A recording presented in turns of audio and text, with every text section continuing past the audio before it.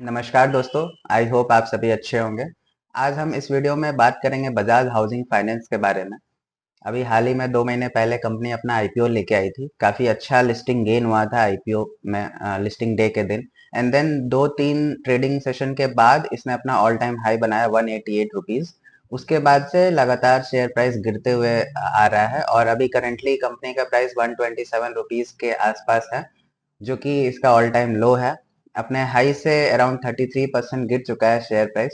तो ऐसे में जो भी जितने भी लोग कंपनी में इन्वेस्टेड होंगे, उनके माइंड में थॉट आ रहा होगा कि होल्ड करें कंपनी का शेयर या सेल कर दें।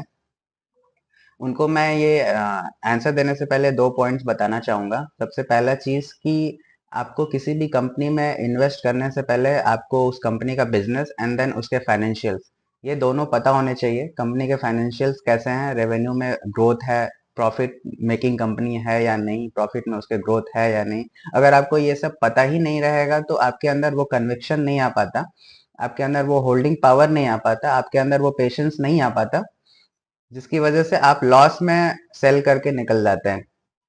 अगर आपको पता होगा कि बिजनेस कैसा है कंपनी का, उसके नंबर्स अच्छे आ रहे हैं कि नहीं आ रहे हैं, अगर अच्छे हैं, बिजनेस अच्छा है, तो ही आप इन्वेस्ट कीजिए। उसके बाद अगर 20-30% गिरता है शेयर प्राइस, देन आपके अंदर वो कन्विक्शन रहता है कि आप होल्ड कर पाए उस शेयर को। आपको पता होगा कि अभी गिरा है, देन कंपनी अच्छी है, नंबर्स इसके अच्छे आ रहे हैं, तो वापस से शेयर प्राइस बढ़ना ही बढ़ना है। तो एक होल्डिंग पावर आती है। तो ये फर्स्ट पॉइंट था मेरा। सेकंड पॉइंट आपको ध्यान रखना है कि किसी भी कंपनी में मोर देन 5% आपके पोर्टफोलियो वैल्यू का नहीं इन्वेस्ट करना है।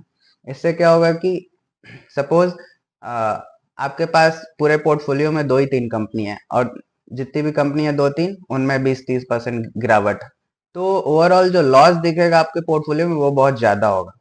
और इफ इन केस आपके पास मोर देन 20-25 कंपनीज हैं और अगर 2-3 कंपनीज में मोर देन 20% का फॉल आता भी है, तो ओवरऑल आपके पोर्टफोलियो में कुछ ज्यादा फर्क नहीं पड़ता है। तो ये दो चीज आपको ध्यान रखना है। तो हम अगर बजाज हाउसिंग फाइनेंस के नंबर्स देखें, इसके फाइनेंशियल्स चेक करें, इसका मार्केट कैप अगर हम देखें तो 1 लाख करोड़ के आसपास है and current price is 127 rupees. Company ने हाई बनाया 188 और लो 125, तो अपने लो के आसपास ही ट्रेड कर रहा है। Stock P 61। अगर हम इसके पीयर्स देखें तो यहाँ पे अगर हम पी देखेंगे तो इसका 61 का पी है, वेर एज इसके जितने भी पीयर कंपनीज हैं इन सब का काफ़ी कम है पी। लाइक पीएनबी हाउसिंग, इसका पी 13.03। आपको लगेगा कि बजाज हाउसिंग फाइनेंस का पी तो 61 है, काफ़ी महंगे वैल्यूएशन पे है। तो मैं एक चीज़ क्लियर करना चाहूँगा, अगर हम इसका बैलेंस शीट देखें तो अभी इस कंपनी का जो sorry profit and loss statement देखें तो यहाँ पे मार्च क्वार्टर में जो इसका रेवेन्यू था वो 7617 crore, whereas profit is 1731 crore. वहीं लेट्स से 2 साल पहले की बात करें, 22 में 3767 करोड़, प्रॉफिट 710 करोड़। तो प्रॉफिट में जो जंप यहाँ पे मोर देन 2 टाइम्स है, रेवेन्यू भी ऑलमोस्ट 2 टाइम्स। और वहीं अगर हम इसके पीयर जैसे पीएनबी हाउसिंग का है पी 13.03, अगर हम इसकी बात करें तो यहाँ पे आप देखेंगे प्रॉफिट एंड लॉस स्टेटमेंट में ट्रेलिंग 12 मंथ का है इसका 7229 करोड़ का रेवेन्यू, और 21 में भी उतना ही था लगभग, 20 में उससे ज़्यादा था। एंड मतलब कुछ सिग्निफिकेंट रेवेन्यू में ग्रोथ आपको नहीं दिखेगा। एंड सिमिलरली प्रॉफिट में 1000 से 800 से 1700 प्रॉफिट में ग्रोथ है, बट देन रेवेन्यू में नहीं है। और प्रॉफिट में भी जो ग्रोथ है वो not comparable to Bajaj Housing Finance. तो इस वजह से जो बजाज हाउसिंग फाइनेंस है अभी हाई पी पे ट्रेड करे, बिकॉज सबको लगता है कि आने वाला जो फ्यूचर है उसमें रेवेन्यू ग्रोथ सस्टेन करेगी एंड सिमिलरली प्रॉफिट भी कंपनी का वैसे ही उसी ग्रोथ के साथ सस्टेन करेगा। और अगर हम इसके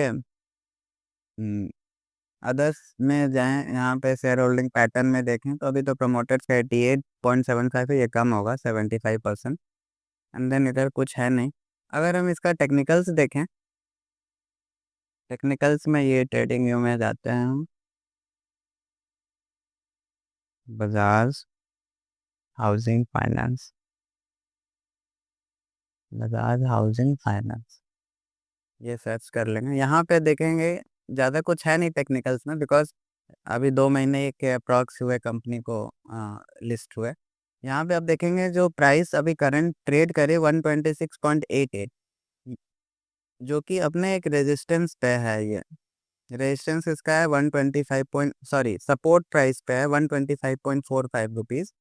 कंपनी यहाँ लिस्ट हुई थी 149 रुपीज़ के आसपास, देन लिस्टिंग डे के दिन ही 164 पहुँच गई, एंड फिर नेक्स्ट टू नेक्स्ट डे अपना हाई बनाई 188। उसके बाद से लगातार गिर रहा है। यहाँ पे गिरा, फिर देन ऊपर उठी कंपनी का price, share price, and then वापस से यहाँ पे एक सपोर्ट बनाने का ट्राई कर रहा है, एंड देन वहाँ यहाँ से ऊपर उठ सकता है। अगर इसके नीचे जाता है देन फर्दर शेयर प्राइस गिरेगा, बट सपोज यहाँ से ऊपर उठता है तो एक अच्छा खासा यहाँ पे गेन दिख रहा है। यहाँ पे अगर हम देखें ध्यान से तो ये एक डब्लू पैटर्न बन रहा है, मतलब डबल बॉटम फॉर्मेशन इसको बोलते हैं बेसिकली।